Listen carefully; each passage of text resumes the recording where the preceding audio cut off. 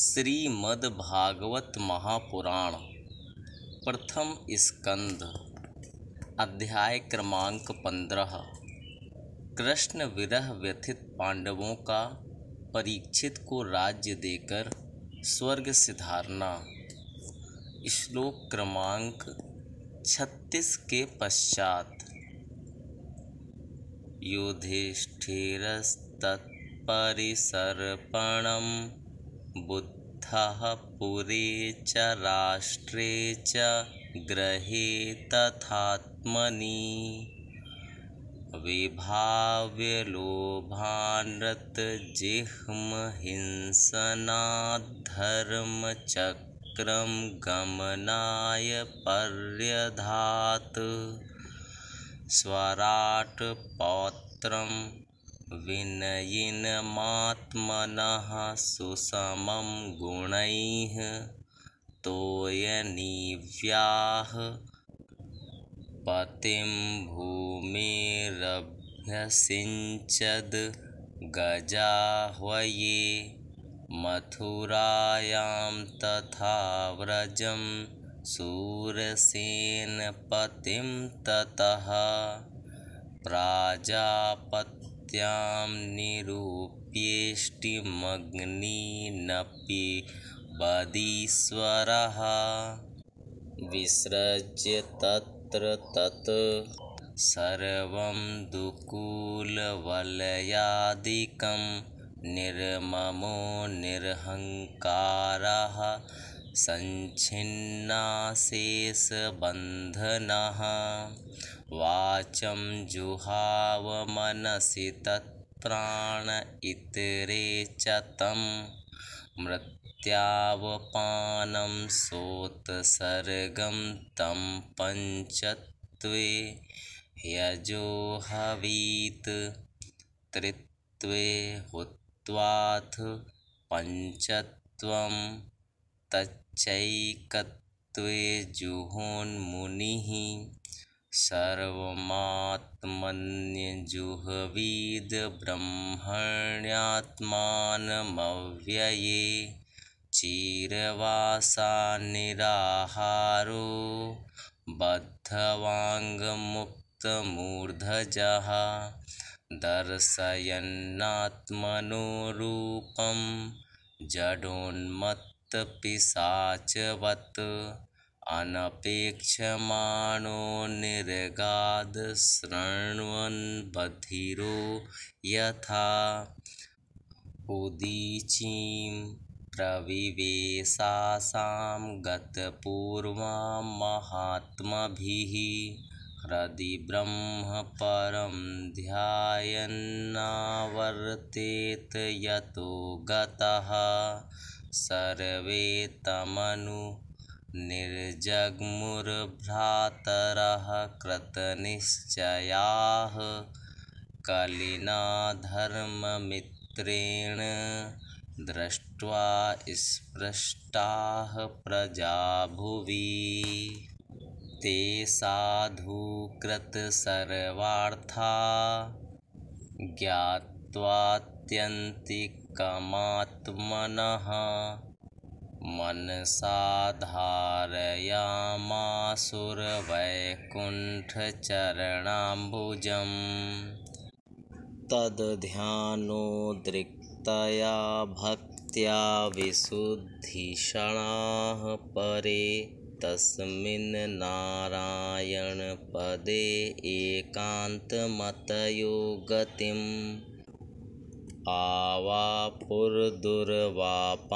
ते असद्भिर्विषयात्मभिः विधूतकल्मषास्थाने विरजेनात्मनैव हि विदुरोऽपि परित्यज्य प्रभासे देहमात्मवान्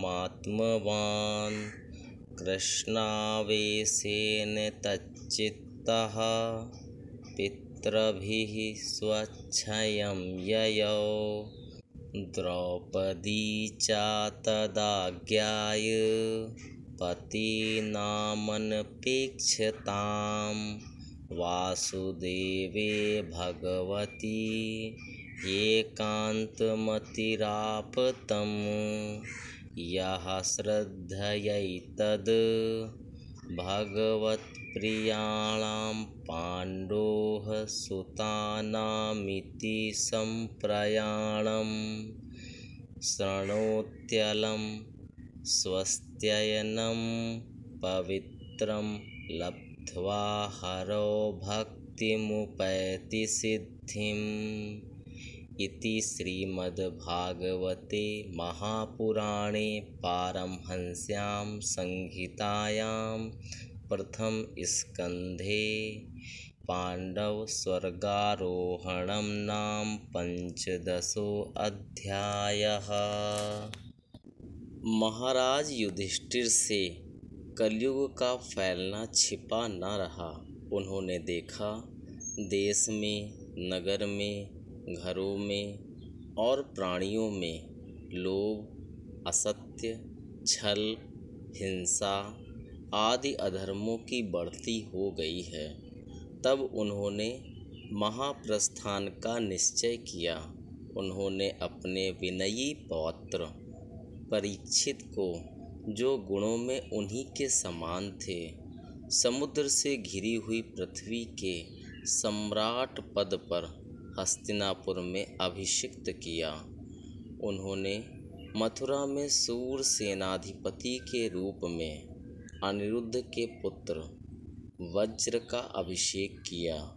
इसके बाद समर्थ युधिष्ठिर ने प्राजापत्य यज्ञ करके आहवनीय आदि अग्नियों को अपने में लीन कर दिया, अर्थात गृहस्थाश्रम के धर्म से मुक्त होकर उन्होंने संन्यास ग्रहण किया। युधिष्ठिर ने अपने सब वस्त्राभूषण आदि वहीं छोड़ दिए एवं ममता और अहंकार से रहित होकर समस्त बंधन काट डाले। उन्होंने दृढ़ भावना से वाणी को मन में, मन को प्राण में, प्राण को अपान में और अपान को उसकी क्रिया के साथ मृत्यु में तथा मृत्यु को पंचभूतमय शरीर में लीन कर लिया। इस प्रकार शरीर को मृत्यु रूप अनुभव करके उन्होंने उसे त्रिगुण में मिला दिया। त्रिगुण को मूल प्रकृति में,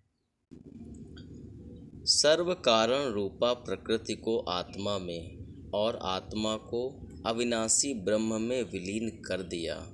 उन्हें यह अनुभव होने लगा कि यह संपूर्ण दृश्य प्रपंच ब्रह्म स्वरूप है।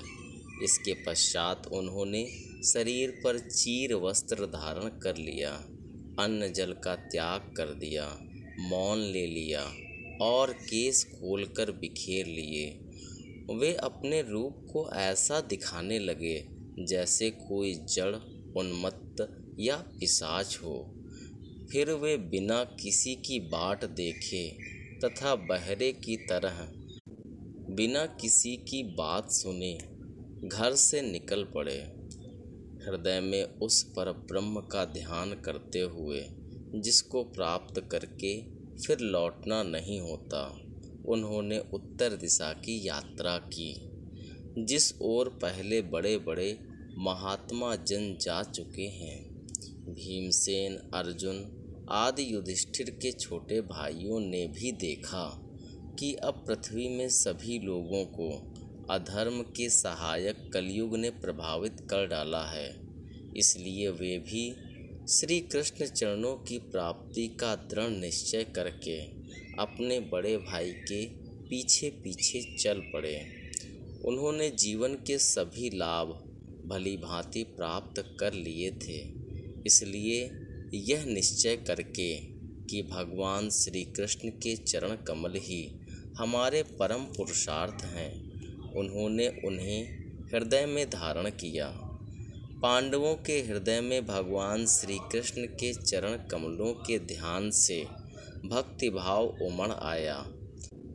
उनकी बुद्धि सर्वथा शुद्ध होकर भगवान श्री कृष्ण के उस सर्वोत्कृष्ट स्वरूप में अनन्य भाव से स्थिर हो गई, जिसमें निष्पाप पुरुष ही स्थिर हो पाते हैं।